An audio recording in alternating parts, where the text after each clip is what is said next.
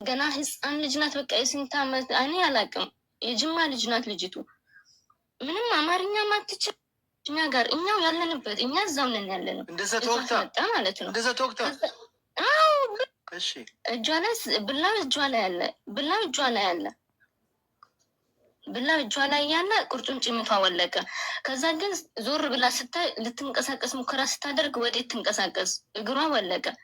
ከዛ ግን ስትጮህ አጋጣሚ የሌላ ሀገር ዜጋ ነው ስትጮህ። ልጅቱ 7 ወር ስለተቀመጠች አማርኛ ትችላለች እና መዳን ወጋችኝ በበላ ብላ ስትጮህ ዘው ብሎ ሲገባ እንደገና ሴትዮዋ አለቅም፣ ሰውየው አለቅም። እንደ አጋጣሚ ሰውየው እዛ የሆነ ባሊቃማ ነበር እና ፖሊስ ጠራ። ፖሊሶች ሄዱ ልጅቷን ይዘው ምንም ነገር ምንም ሳይሉ ፖሊሶች ከነ ብላዋ እዛው ፖሊስ ጣቢያ ወሰዷል። ከዛ ለቢሮ ደወሉ። ለቢሮ ሲደውሉ ሄደ። ይሄ የተረገመ ሰውዬ ሄደ። አሰሪው ምንም ኃላፊው ምንም ያውቀው ነገር የለም። ሄደ ማለት ነው። ግብፁ ነው የሄደው። ሄዶ ምን ቢላቸው ጥሩ ነው ለእነሱ? ልጅቷ ትሰማለች እንግዲህ አሳክማታለሁ፣ ያለውን ነገር እጨርሳለሁ፣ እኔው አሳክማታለሁ ብሎ ነው ልጅቷን ተቀብሎ ከፖሊሶች ወስጄ አሳክማታለሁ ብሎ ፈርሞ ነው የተቀበላቸው። ከዛ ተቀብሏቸው አመጣት እኛ ጋር እኛው ያለንበት እኛ እዛው ነን ያለነው። እንደዛ ተወቅታ ማለት ነው። እንደዛ ተወቅታ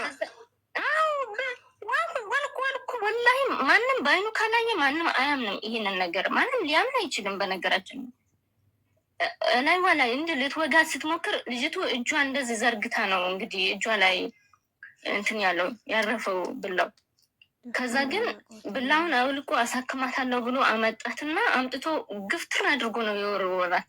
ከዛ ደነገጥን። ሰውነቷ ደም ነው በቃ እግሯ የለም። ምን እናደርጋት? ከዛ ዘግቶት ሄደ። ተመልሶ መጣና መልሼ ወስድሻለሁ አላት። እዛው ቤት መልሼ ወስድሻለሁ፣ ልጅቱ እጅሽን የወጋሽው እራስሽ ነሽ እንጂ እሷ አልወጋችሽም አላት። አውጋሽ እራስሽ ነሽ የወጋሽው አላት። ከዛ ግን እቺ ልጅ አማርኛ አትችልም፣ ገና ህፃን ልጅ ናት። በቃ የስንት ዓመት እኔ አላውቅም። የጅማ ልጅ ናት ልጅቱ። ምንም አማርኛ አትችልም። ትንሽ በምታውቃት አረብኛ ነው እኛም በምናውቃት አረብኛ ነው የምንግባባው የነበረው ማለት ነው። ከዛ ግን እንደዛ እየሆነ እየሄደ እየመጣ እየደበደባት እየሄደ እየመጣ እየደበደባት። ከዛ እኔ ምንም አልፈልግም በቃ ወይ ግደለኝ ወይ ሀገሬን ላከኝ አለችው። እዛ ቤት ተመልሼ አልገባም፣ ወይ አንተ እዚሁ ግደለኝ ወይ ሀገሬን ላከኝ አለችው። አሁን 7 ወር ደሞዝ አላከችም ልጅቱ። አሁን 400,000 ብር ስጭኝና እልክሻለሁ፣ አሳፍርሻለሁ። እሺ ለቤተሰብ ልደውል፣ ስልክ ስጠኝ፣ ለቤተሰቦች ልደውልና ስልክ ስጠኝ፣ እነሱ ይልኩልሃል ብላ ስትለው በቃ ምንም። ከዛ ግን በስተመጨረሻ ይችን ልጅ እየደበደባት በየቀኑ እያለ አንድ ቀን ኬንያዋ ምን አለችን? እንዳይመታችሁ።